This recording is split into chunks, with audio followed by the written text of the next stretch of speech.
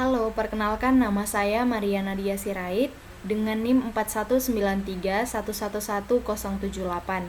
Saya berasal dari kelas PSPME 2019 Universitas Negeri Medan. Di sini saya akan mencoba memberikan tutorial uji TUI ANOVA menggunakan aplikasi SPSS. Baiklah, langsung saja kepada tutorialnya. Di sini saya sudah mendownload aplikasi SPSS Statistics 20.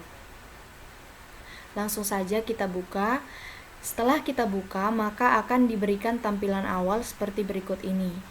Nah, pada bagian ini bisa kita cancel, kemudian kita berpindah kepada variabel view. Pada bagian ini kita masukkan variabel-variabel yang ingin kita uji. Di sini saya ingin menguji pengaruh gender dan pendidikan terhadap nilai ujian. Maka saya ketik variabel gender, yang kedua variabel pendidikan,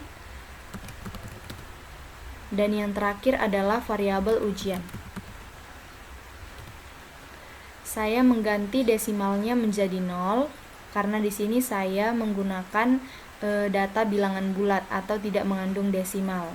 Lalu labelnya saya ubah juga gender, pendidikan, dan ujian. Pada values di sini saya mengubahnya untuk variabel gender dan pendidikan. Untuk gender value-nya 1 saya ganti dengan laki-laki, kemudian add, dan value 2 saya buat perempuan, kemudian add. Setelah itu saya klik OK. Selanjutnya untuk pendidikan saya beri value dengan label SMA. Untuk yang pertama, value yang kedua saya beri label value yang pertama kita beri label SMP saja. Lalu yang kedua SMA. Lalu yang ketiga perguruan tinggi agar terurut, atau PT kita singkat. Lalu kita klik OK. Nah, setelah seperti ini kita tinggal mengubah measure-nya menjadi nominal untuk gender dan pendidikan serta scale untuk ujian. Setelah selesai mengisi variabel view atau variabel-variabel yang akan kita uji, kita masuk kepada mengisi data-data atau kita masukkan pada data views di sini. Di sini saya sudah memiliki datanya, sehingga saya tinggal copy. Pada bagian ini saya memiliki 25 data. Nah, di sini maksud dari 1, 2, dan 3 pada bagian ini adalah value yang sebelumnya kita masukkan. Jadi pada gender tadi ada 2 value, yang pertama laki-laki, yang kedua adalah perempuan. Maka maksud dari angka 1 di sini adalah laki-laki dan maksud dari angka 2 adalah perempuan. Begitu juga dengan pendidikan, untuk angka 1 SMP, untuk angka 2 SMA, dan untuk angka 3 adalah perguruan tinggi atau PT. Ujian di sini adalah nilai-nilai ujian perolehan dari peserta-peserta yang akan diuji pada pengujian TUI ANOVA ini. Misalnya pada gender 1, pendidikan 1, nilai ujiannya 35. Maksudnya adalah untuk gender laki-laki dengan pendidikan SMP, nilai ujian yang diperoleh adalah 35. Begitu seterusnya. Setelah itu kita akan melakukan analisis data dengan cara mengklik Analyze, kemudian General Linear Model, kemudian Univariate. Nah, setelah kita mengklik Univariate, maka akan diberikan kotak dialog seperti berikut ini. Pada pengujian TUI ANOVA yang kita gunakan adalah kolom dependent variable dan fixed factor. Pada kolom dependent variable kita masukkan variabel ujian, dan fixed factor kita masukkan gender dan pendidikan. Nah, setelah kita masukkan variabel-variabel yang ingin kita uji pada kolom dependent variable dan fixed factor, kita tinggal mengatur hal yang ingin kita uji sesuai dengan kebutuhan dan keinginan dari penguji. Di sini yang pertama kita masuk ke plots. Saya memasukkan gender ke horizontal axis dan pendidikan kepada separate lines. Kemudian saya klik add, maka akan diberikan plot seperti ini. gender bintang pendidikan, yang berarti interaksi antara gender dan pendidikan. Kemudian saya klik continue. Lalu yang kedua, post hoc. Post hoc di sini adalah untuk menampilkan uji 2K, yang berarti pengujian perbandingan berbagai kelompok rata-rata. Di sini yang saya masukkan adalah variabel gender kepada post hoc test for. Nah, untuk menampilkan uji 2K-nya, di sini saya beri tanda checklist pada 2K. Kemudian klik continue. Dan yang terakhir adalah option. Pada bagian ini ingin kita berikan atau kita tampilkan nanti hasil laporan yang akan kita gunakan, atau apa saja uji yang ingin kita tampilkan agar SPSS ini memberikan laporan yang sesuai dengan apa yang kita inginkan. Di sini saya masukkan gender, interaksi antara gender dan pendidikan ke display means for. Di sini saya ingin menguji deskriptif statistiknya. Saya ingin SPSS ini memberikan laporan terhadap uji deskriptif statistik, estimate of effect size, homogeneity test, dan spread versus level plots. Dapat juga dipilih sesuai dengan kebutuhan dan keinginan dari penguji masing-masing. Setelah selesai memasukkan atau memberi centang pada display, kita pastikan bahwa significance level di sini adalah 0,05. Setelah dipastikan nilai significance levelnya 0,05, maka bisa kita klik continue. Lalu kita klik OK untuk menampilkan hasil SPSS atau hasil output dari data-data yang sebelumnya kita masukkan. Maka di sini akan diberikan hasil output sesuai dengan apa yang kita masukkan sebelumnya.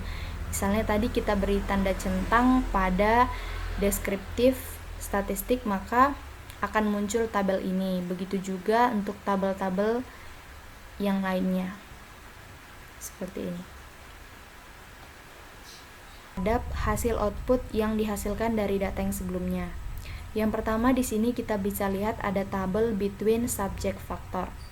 Tabel ini akan memberikan gambaran dari jumlah-jumlah data yang kita masukkan terhadap variabel yang kita berikan. Misalnya pada variabel gender, untuk laki-laki jumlah datanya adalah 13, untuk perempuan adalah 12.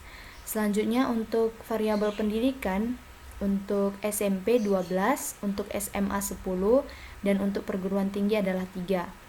Angka-angka ini diperoleh dari data yang kita masukkan pada data view sebelumnya. Selanjutnya ada tabel deskriptif statistik. Pada tabel ini diberikan gambaran mengenai kondisi data yang sebelumnya kita masukkan. Misalnya kita ingin mengetahui rata-rata dari laki-laki dengan pendidikan SMA, maka kita bisa lihat pada kolom deskriptif statistik ini, untuk gender laki-laki dengan pendidikan SMA, nilai rata-ratanya adalah 47,80. Selanjutnya apabila kita ingin mengetahui untuk gender laki-laki dengan pendidikan SMP, maka kita tinggal lihat pada kolom ini, laki-laki SMP nilai rata-ratanya adalah 51,57. Selanjutnya apabila kita ingin mengetahui nilai standar deviasi dari data yang kita masukkan, juga kita bisa lihat pada tabel deskriptif statistik ini. Misalnya kita ingin mengetahui nilai standar deviasi atau simpangan baku dari yang kita uji perempuan dengan pendidikan perguruan tinggi. Maka kita bisa lihat untuk gender perempuan, pendidikan perguruan tinggi diperoleh simpangan baku sebesar 0,707. Itu adalah kegunaan dari hasil output tabel deskriptif statistik yang ditampilkan pada bagian ini. Selanjutnya yaitu tabel Levenes Test of Equality of Error Variance. Nah, pada tabel ini diberikan nilai significance seperti berikut ini. Nah, di sini kita lihat bahwa nilai signifikansi yang dihasilkan adalah 0,250, yang berarti 0,250 ini lebih besar dari 0,05. Maka apabila nilai signifikansinya lebih besar dari 0,5, kita akan peroleh kesimpulan bahwa variansi antara grup berbeda secara signifikan. Selanjutnya yaitu tabel test of between subject effect. Pada tabel ini juga kita bisa lihat berbagai hasil output yang ditampilkan. Namun kita fokus pada nilai signifikansi di sini. Apabila nilai signifikansi yang dihasilkan lebih besar 0,05, maka dapat kita buat kesimpulan bahwa data yang dimasukkan adalah tidak signifikan. Dan sebaliknya, apabila nilai signifikansinya lebih kecil dari 0,05, maka akan kita peroleh kesimpulan data adalah signifikan.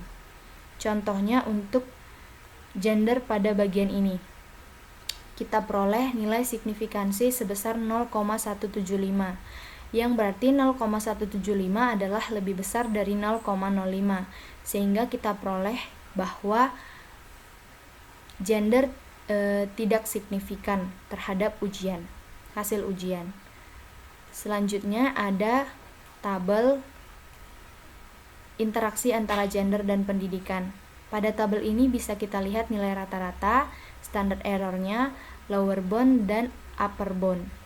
Untuk laki-laki bisa kita lihat nilai rata-ratanya di sini, standard error-nya, lower bound, dan upper bound. Begitu juga untuk perempuan dengan pendidikan SMP, SMA, dan perguruan tinggi. Selanjutnya juga dihasilkan bagan seperti berikut ini. Kita lihat pada yang terakhir yaitu estimate marginal means of ujian. Nah, di sini dapat kita lihat bahwa garis-garis yang dihasilkan antara garis kuning, garis hijau, dan garis biru adalah tidak sejajar. Maka ketidaksejajaran ini